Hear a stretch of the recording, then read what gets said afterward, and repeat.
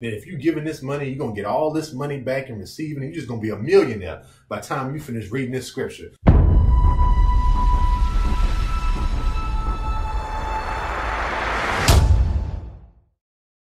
Welcome back to another Iron Sharpens Iron video. Today's topic is going to be, it's not about the money. It is not all about the money. A lot of people, man, I'm telling you, internet preachers, prosperity pimps, all of them, they just been lying to us, y'all. They have made us think all these tithes and offerings, and you got to give all this money, get your blessing, season, harvest, breakthrough, miracle, walk into your favor.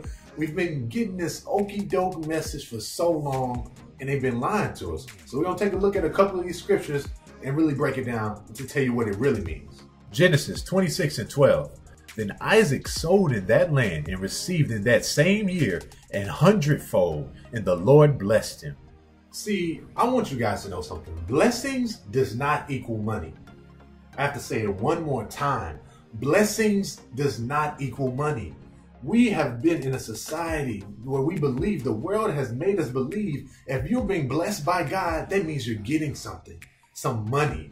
And it's, Jesus blessed me, God has blessed me. And they think you're talking about money. And when you're talking about a blessing season, people think they refer that back to money when it doesn't mean that at all. The Bible, man, I'm telling you, the Bible, almost every time God is talking about blessing and he's blessing someone in the Bible, it's almost never, ever, ever, ever, ever about money. If you go back to all of those scriptures that talk about being blessed by God, none of the context is talking about money.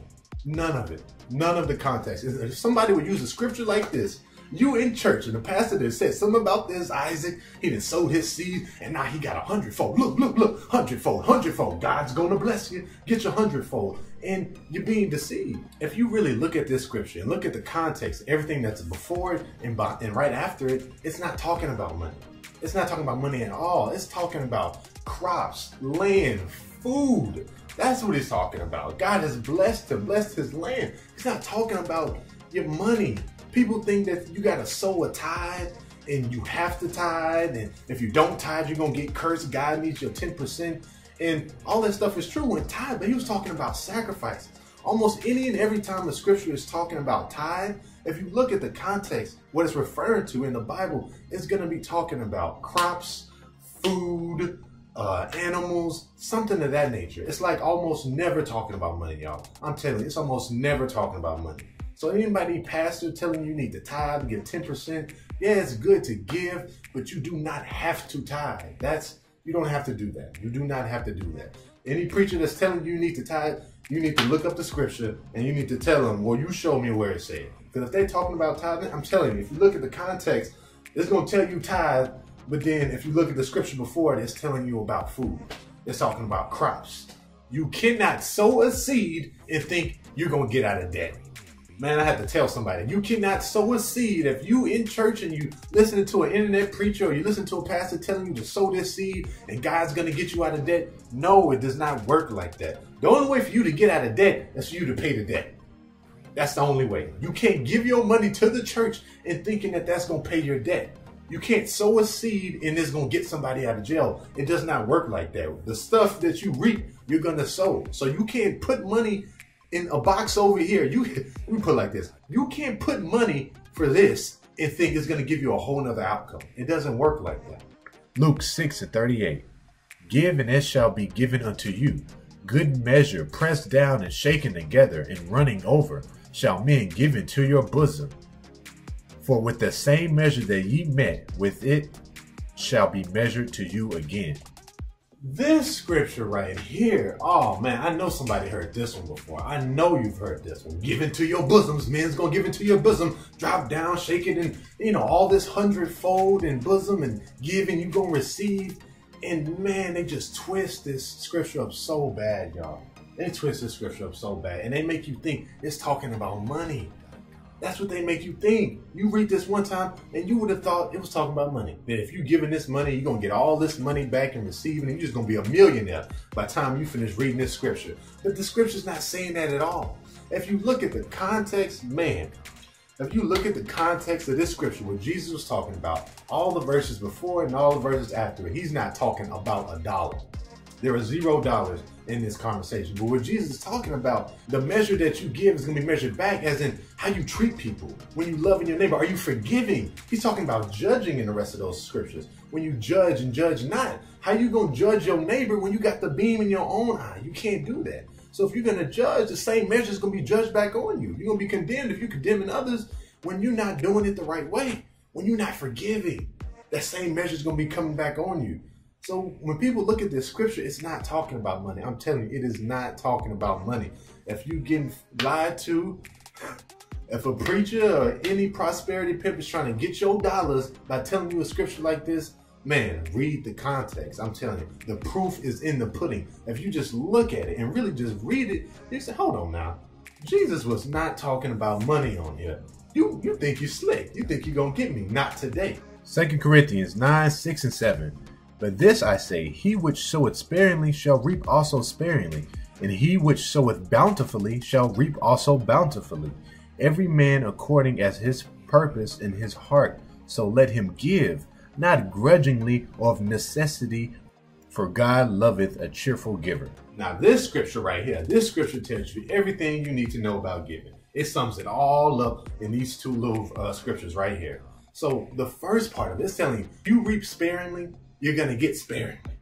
So if you stingy, you don't want to give, you don't want to give to the church, you want to give, you want to help out neighbors, you don't want to do that, you like, I need that. Nah, I can't give you that dollar. I need that dollar. If you don't want to give, you don't like to give, then you're not going to get nothing back.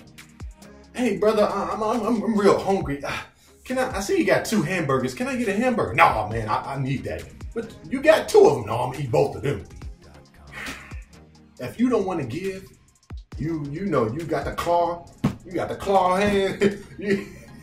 You got the claw hand. You can't give. You sparingly. Then that's what you're gonna get. You're gonna get what you give. If you sow bountifully, you're gonna reap bountifully. So if you give more, then you're gonna receive more. It just makes sense, y'all. It is better to give than to receive. So if you're giving more and you're doing it out the kindness of your heart, you're not doing it to, you know, stunt and show people, hey man, look at me right here. This God's plan. Let me give all this money to the charity. Let me do it in the video. If you're doing stuff like that, you're letting your left hand see what your right hand is doing, then no, you're not going to get anything because you're doing it just for show. But if you know, giving in secret, because what you do in secret, God is going to bless openly. Let me say that one more time. What you do in secret, God is going to bless openly. So if you know, you just, you know, taking care of your neighbor, you're helping people out, and you're not doing it for a crowd, an audience, then you're going to reap benefits openly. God is going to take care of you. And then the last part, I mean, it takes care of tithing. Because when people tell you to tithe, they make it seem like it's mandatory, right? If you don't tithe, you're going to hell. I promise you. Some churches will try to preach that sermon and make you think that's a commandment. If you don't tithe, you're going to go to hell, you're going to get cursed. God hates you and you're not going to get any blessings if you don't tithe. That's what some churches will try to tell you that. But if you read the rest of that scripture, it's telling you, man, you give just, it's off of your own heart. If you feel like you should give, if you're getting some information, you know, something that's helping you, God has put it on your heart to give, then give out of the kindness of your heart. Not because somebody's telling you, because some preacher is about to curse you and you're not going to get no blessings. No, do it out of the kindness of your heart because you feel it.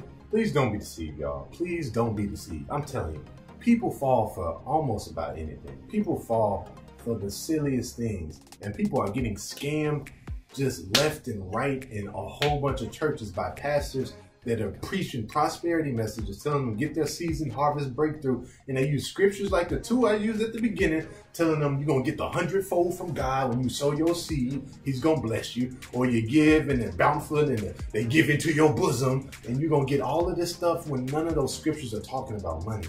God said my people are destroyed for lack of knowledge. People don't have knowledge of things, so they just get in the okie doke.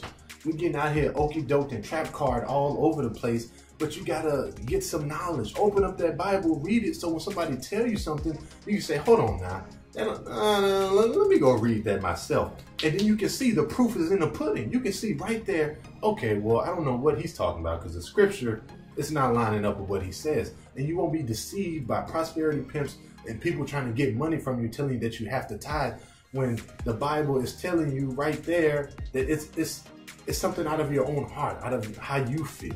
It's not, you know, something that's mandatory and you got to give money. The Bible doesn't say that at all.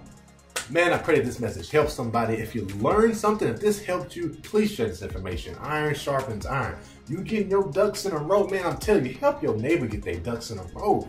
Once you start getting yourself together, you got to help each other out. Take care of your neighbor. Tell somebody about how wonderful God is, how he does not want you to be rich. Oh, man, I'm telling you, God doesn't want you to be rich. Jesus said it is easier for a camel to get through an eye of a needle than for a rich man to get into heaven. Jesus said that. Jesus said that. The red writing in the Bible, that's Jesus. So if Jesus said that, and then he said it twice, y'all. I'm telling you, he said it twice on 2 occasions. So if he said it and then he said it twice, why would you think anybody wants you to be? God doesn't want you to be rich. He does not want you to be rich. He doesn't want you to be poor and, out on the corners, asking for change like a hobo. No, that's not the case either. But he does not want you to be rich. And as always, y'all, we're too blessed to be stressed. Stay blessed by the best. Don't forget to pray for the rest. And until next time.